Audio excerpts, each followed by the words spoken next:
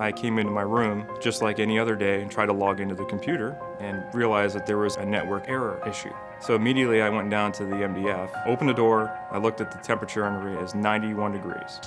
Well, that Monday morning, right away, I had numerous calls letting me know that the air conditioning unit had failed in the server room. What happened at the high school when the air conditioning failed, the motherboard overheated. The motherboard's the main brain, so as soon as that has an issue, you're in trouble. No one could do anything. Couldn't run a food service, couldn't use the phones, they couldn't use the PCs. Had it gone down on that Monday morning, we would have been fine. But the fact that it had 3 days, there's no way to recover from that. Been with the district since November of 2008. It took me a few months to kind of get the lay of the land. I knew we'd have to do a complete overhaul because what we had was dated.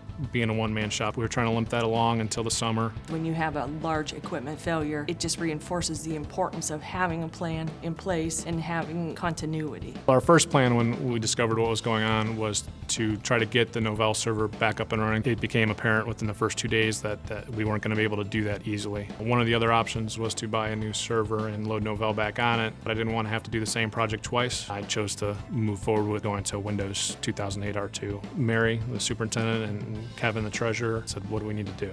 And I said, "Well, it's going to be rough. We were going to spend this next summer anyway. Let's just get it over with." They both looked at me and said, "Do it." Winter break was coming up. He just had to jump his timeline ahead and compress it from several months to a couple weeks. Designing on the fly is not the best way to do it, but it was the way that we had to do it. The people over at CDW made sure I ordered the right parts and pieces, and they got it here the next day. It would have taken us an extra week if we didn't have the response that we did from the reps at CDW. We were kind of working on 3 things at once. Jared was the tech rep here. One day just said, "Hey, what do you need me to do?" Once Jared started coming in and helping out, I could focus on the networking stuff. I was going to have to go to every single room and back up every single PC.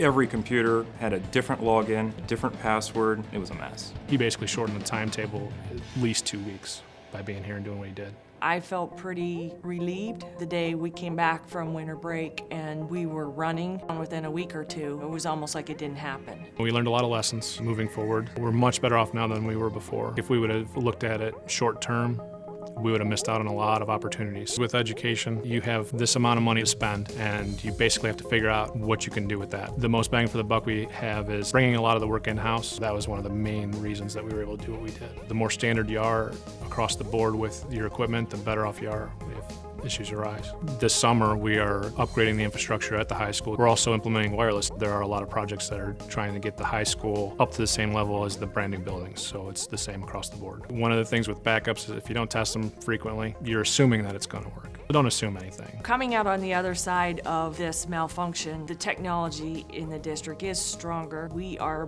better prepared. Our continuity plan today is right where it should be.